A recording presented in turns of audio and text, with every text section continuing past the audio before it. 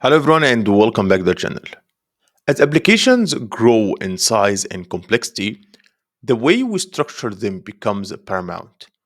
Gone are the days when every major application was a single giant block of code. Today, a dominant architectural style for building highly scalable and agile system is microservice architecture. In system design interviews, discussing microservices is a fundamental topic, showcasing your ability to design for modern distributed environments. Today, we are diving into what microservices are, their core advantages, and their inherent challenges. Okay, let's talk about the problem that microservices solve. So let's have like a small monolithic architecture. We have a client. The client sends our requests to one server. We have one server that handles everything, and the server is connected with the DB. Make like read and write requests. It's a pretty simple architecture. So to understand why microservices become so popular, we need to briefly recall the limitation of traditional monolithic architectures as applications grows. Number one, we have a problem with slow development for large teams. A single massive code base that lives on one server leads to code conflicts and slower progress for many developers. Number two, long build and deploy times. Even a tiny change requires rebuilding and redeploying the entire application, slowing down release cycles. Number three, we have inefficient scaling. If only one small part of your application, for example, your payment processing module, experience high load, you have to scale the entire monolithic server, which is inefficient. Number five, I guess, we have a technology lock-in. Lock-in, not log, okay?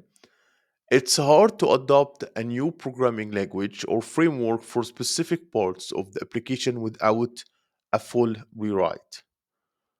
Number six, single point of failure.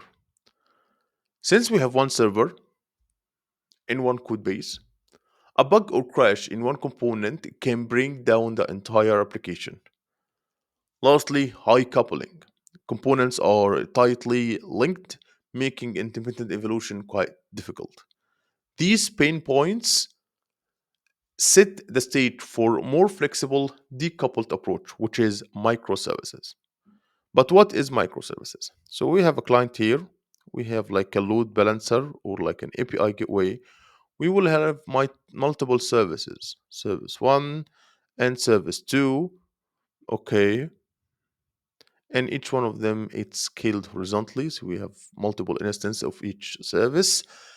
And the services are connected with our DB server. Maybe we might have like multiple DB instances.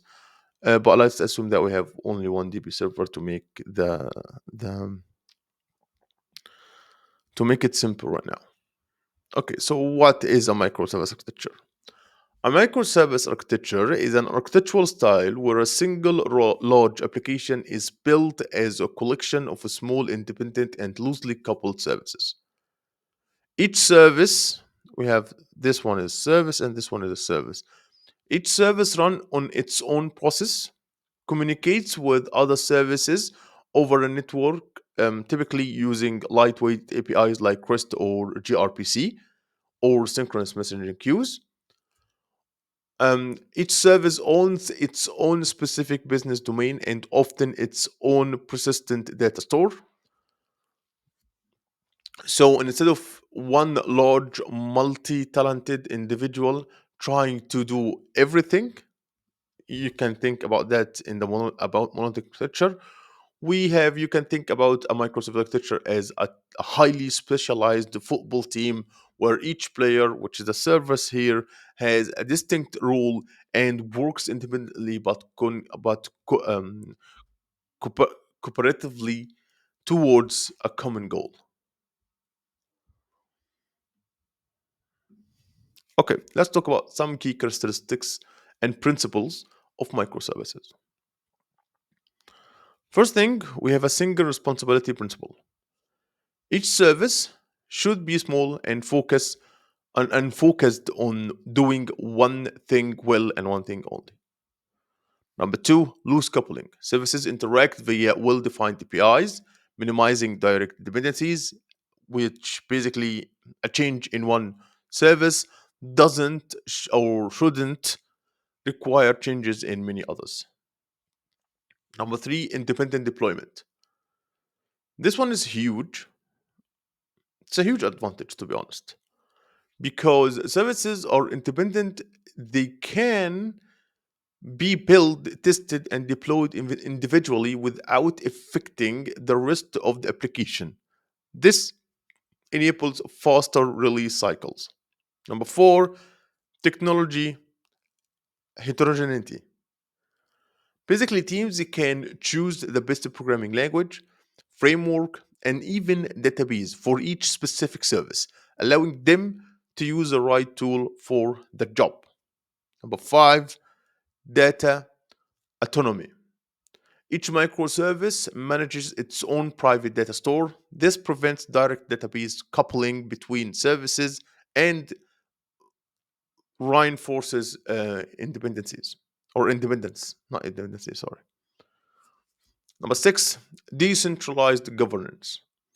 While there are overall guidelines, individual teams have more autonomy over their services, technology stack, and development process.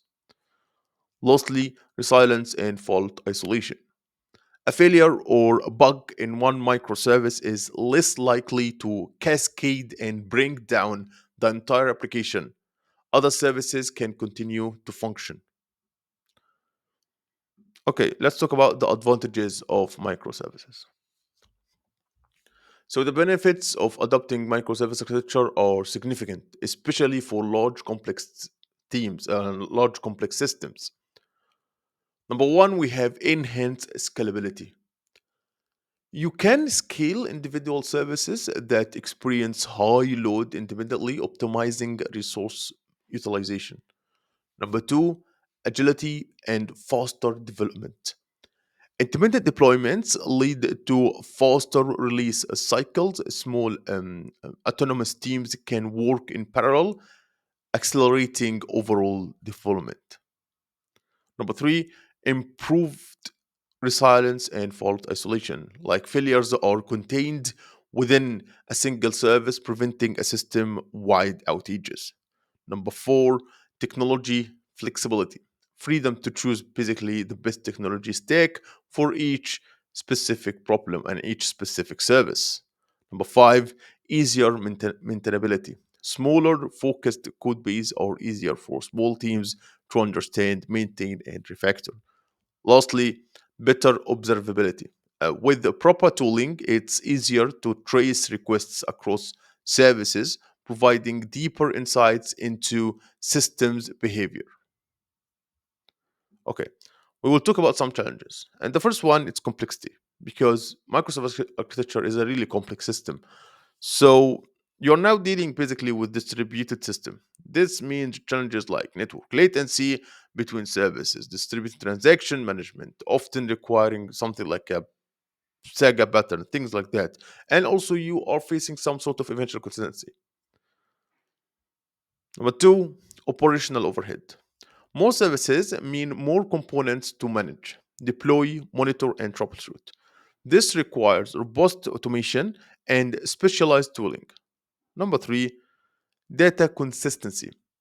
Maintaining data consistency across services, each with its own database, is a major challenge. Number four, inter service communication. Designing robust APIs, handling network failures, and managing latency between services becomes critical. Number five,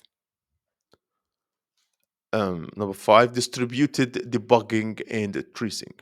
Tracing a single user request across many services can be quite complex without dedicated distributed tracing tools. Number six, testing.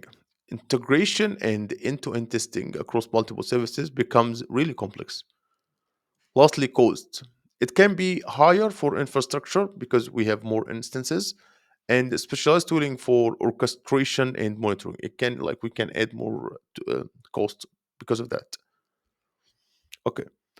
Lastly, when to choose microservices in your system design interviews.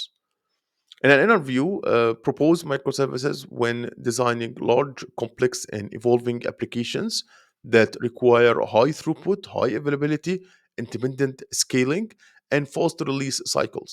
Always discuss both the benefit and, crucially, how would you mitigate the inherent complexities with appropriate patterns and tooling. This shows a balanced, p- pragmatic design approach. So that's it for this video and see you in the future.